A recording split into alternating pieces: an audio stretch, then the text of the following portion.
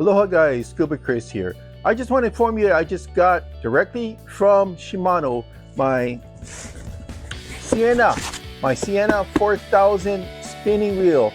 Now this one here is the SN4000FG.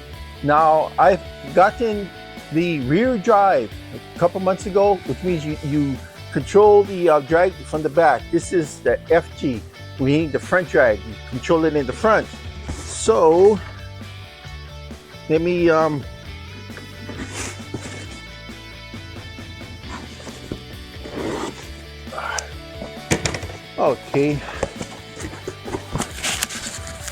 It was storming yesterday. I mean, we had hit by a major storm, power outages and everything, but the invoice and everything, here we go.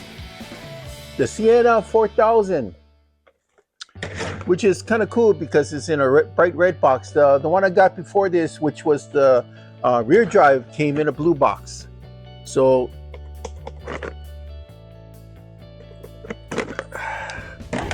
let's see what we got. Now this is an affordable Shimano that has some of the higher end features that trickle down into the lower units, making them a lot better than what you think it would be. And the price, ooh, the price is good.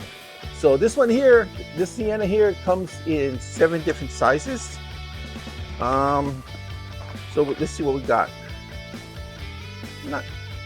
Well, it looks like a spacer, I guess. You got your spinning wheel manual, the actual wheel itself.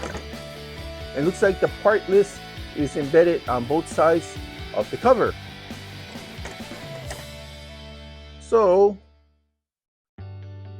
for my first impression, for 4000, this is actually, I could have almost sworn it was a 3000 first. It is, to me, a little bit smaller than the average 4000.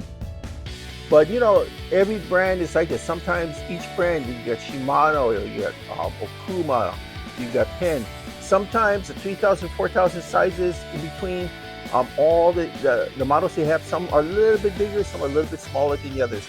My first impression, because I've been doing this for a while, this unit here is a little bit smaller than what I thought it would be.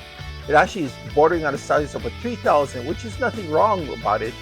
Now, the reason why I chose the 4000 on this is because I'm using it for saltwater applications. And I wanted to get something with a little bit more of a max drag that can take a lot of line as compared to a 3000. So because I'm using this for saltwater applications, I want to get one with the handle that is wide, so you can get a better grip on it when your hands are wet. So you either want a rounded handle, which costs a little bit more, or one of these T type of handles so you can get a better grip on. Now the ones you see that doesn't have this is just a little stud. I mean, literally a little stud here. That's more for fresh water. So you can just take a little grip on it, bringing it slowly, trying to feel that slightest nibble so you can set the hook. This here is more for just cranking it in and boom, setting the hook. Difference between fresh and salt, right? 2 features that trickle down from the higher type of Shimano reels into the lower budget reels. This one has propulsion line management system.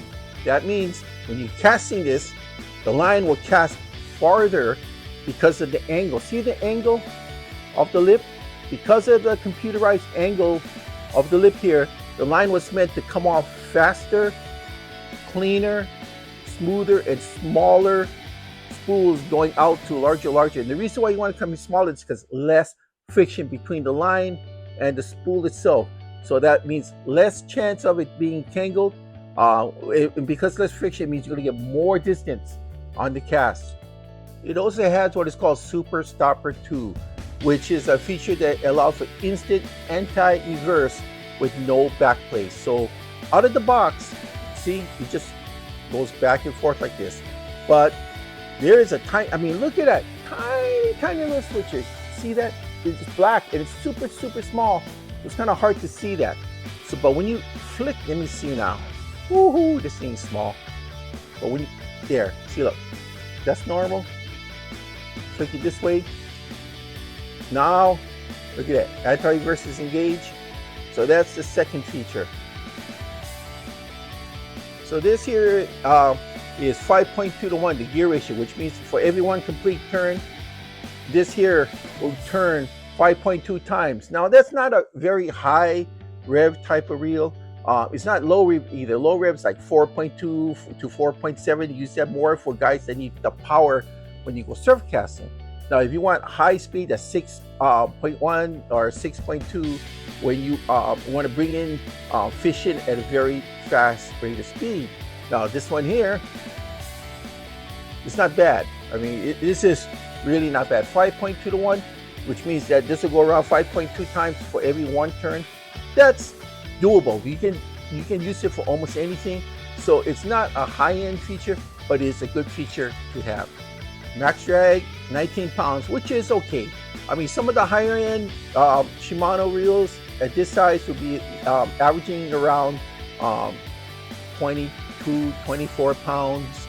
This one here is not bad at 19. I mean, 19 means is that when you cinch up the drag all the way and lift it up, it'll pick up a fish 19 pounds without the line coming off of it. That's still okay.